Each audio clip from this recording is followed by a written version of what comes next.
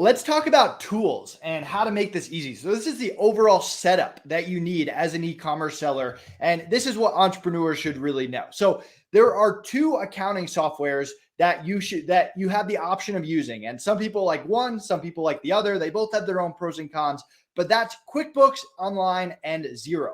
We live in 2022 right now, so QuickBooks Desktop is not a real option unless you plan on having a bookkeeper come to your office every single day. You're really just deciding between QuickBooks Online and Xero. I wouldn't overthink it. I would go by whatever one your bookkeeper has more experience in. There are a lot of other accounting tools. There's Wave Accounting. That someone posted, what about EU companies? QuickBooks Online has a Europe version. We have European clients, and so does Xero. So those shouldn't be an option, but that shouldn't be a problem. But there are other accounting tools that are free, and they're free for a reason. There are also companies like Bench where you're using their accounting software, and that is a huge problem. If you ever want to switch, you have everything on their proprietary software that no one uses. So make sure that at the very least you're using either QuickBooks or Xero. Yes, they have a monthly fee. It's pretty cheap. It's like somewhere around $50 or more or less, depending on which account you use. But you got to use one of those two main softwares. Anything else down the line, as you grow, you're just going to have to move it to one of those two softwares anyway. So you might as well use them from day one.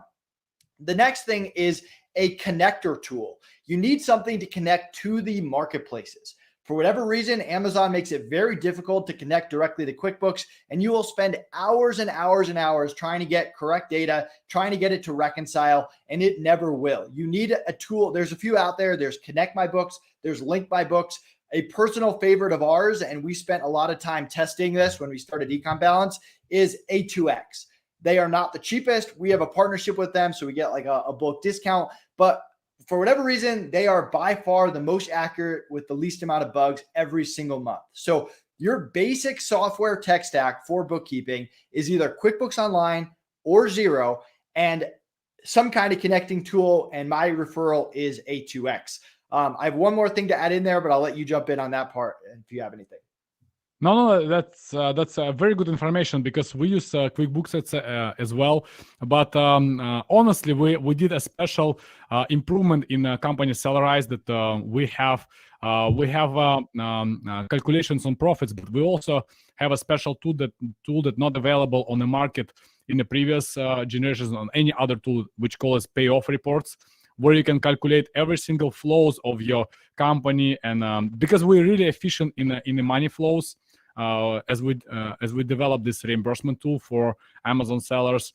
But this is something that I'm going to discuss on the next webinar next week, and going to show you guys the entire ecosystem, what we built for you.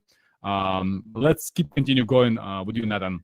Cool. And the next part of that is using the right banks and the right credit cards. So as always, a lot of times simpler is better. I know there's a lot of people out there that love profit first, and they've got 6 bank accounts that they're moving money around in.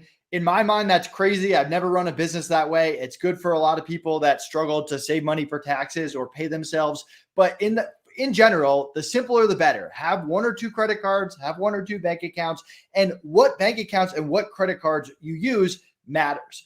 First of all, never use a personal account for business.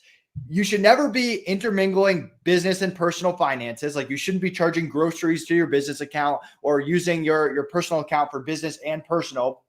That's like business 101. Don't do it. There's a lot of liability there. But don't just have a personal checking account that you're only using for business. While that's fine from like a legal standpoint, as long as it's only being used for business, most likely you're fine.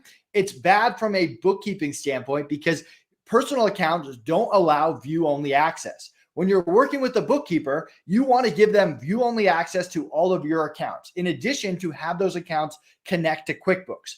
So use banks that connect to QuickBooks and that give view-only access to your bookkeepers or to whoever you need it to, your accountant, your project manager, whatever it is. There are banks out there that are an absolute pain to give view-only access to, or that don't even have that feature. And then every single month, you're going to have to download statements. Your bookkeeper is going to remind you to download statements. They're going to follow up with you, and you're just going to have to download statements and send it to them. And it's just one more annoying thing you have to do every single month. Take a day, go through your banks, go through your credit cards, consolidate if possible, and use banks that allow view-only access very easily. And that's going to save you tons of time going forward. So that's the overall setup. You want QuickBooks Online or Xero with a connecting tool, and then using banks or credit cards that allow view-only access to your bookkeeper.